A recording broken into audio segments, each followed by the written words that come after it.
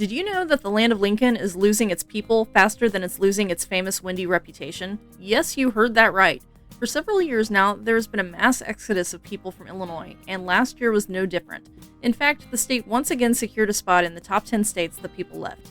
It's not just a small migration either. Since the 2010 census, Illinois has lost a whopping 248,600 residents.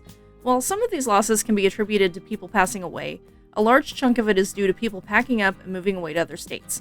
The question on everyone's mind is why. In this video, we're taking a look at 6 reasons Illinoisans cite for why they want to leave the state. Number 6. Weather. Are you ready for a roller coaster ride of weather? Look no further than Illinois. With a laundry list of natural disasters always looming, it's a wonder anyone can relax. Tornadoes threaten the entire state, blizzards blanket the top half, and flooding is a constant concern for communities near the Mississippi River. But it doesn't stop there. Earthquakes could strike thanks to 2 fault lines, the New Madrid and the Wabash Valley. If you somehow survive all of that, you still have to face the terrible weather outside of natural disasters. Winters are a dreary mix of cold and gray that seem to drag on forever. And summers, well, they're just plain hot and humid, with only a handful of nice weeks sprinkled throughout the year.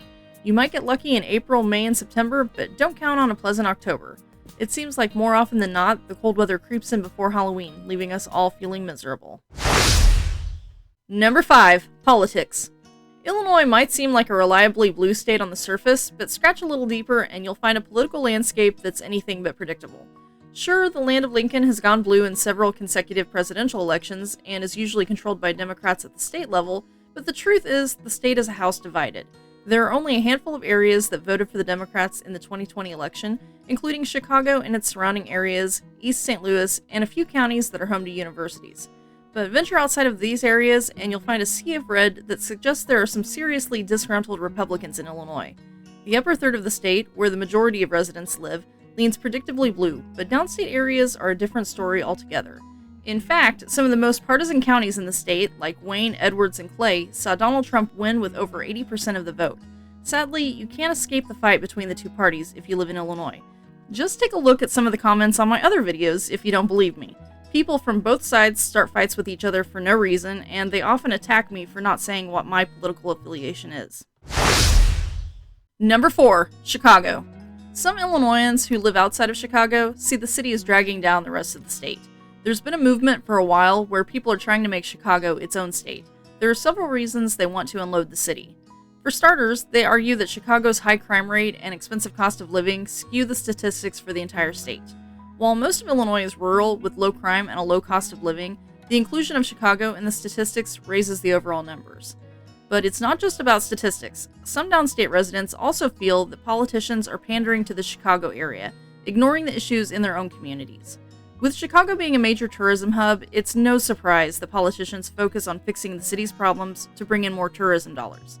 However, this leaves many residents outside of the city feeling neglected and frustrated. So, while the idea of Chicago becoming its own state may not be gaining much traction, it's clear that there are some serious issues between the city and the rest of Illinois. Number 3. Corruption. Illinois is known for more than just its deep dish pizza and cornfields. The state has a long history of political corruption, with a laundry list of officials who have found themselves on the wrong side of the law.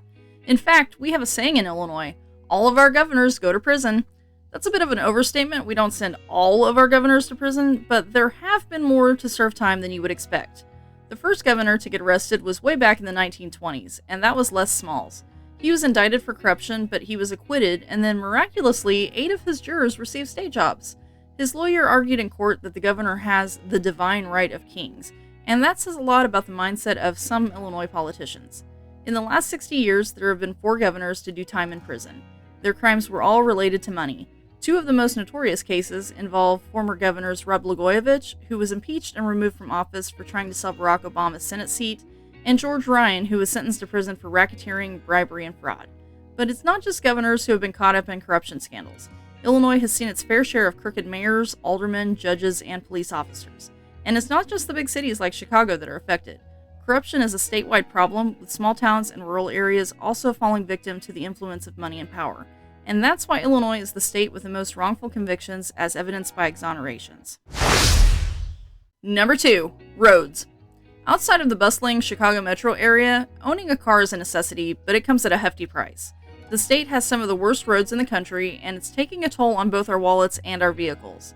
According to a think tank in Washington, D.C., the crumbling roads and traffic congestion cost Illinoisans a whopping $18 billion every year. With 73% of the roads ranked as fair or worse condition, and 16% of bridges considered deficient, it's not just a matter of discomfort, but real safety concerns.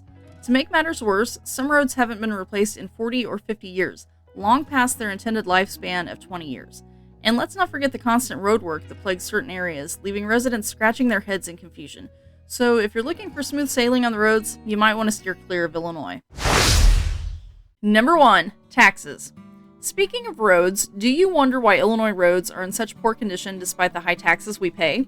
Well, you're not alone. Many Illinoisans are fed up with the state of our infrastructure and are demanding answers. According to a recent study by WalletHub, Illinois has the highest effective tax rate in the nation.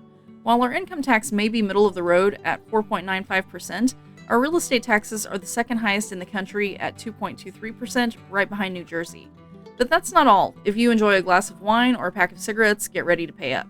Illinois imposes so-called sin taxes on these products, with a hefty $2.98 tax on each pack of cigarettes and additional taxes on wine and liquor. And let's not forget about the 6.25% sales tax, which counties and cities can add to as well. And if you thought that was the end of it, think again. If you own a car, you're also hit with a gas tax on top of the usual registration fees. Although the pandemic may have temporarily halted the annual increase, we'll be hit with not one, but two increases in 2023. No wonder our neighboring states seem like such a tempting option.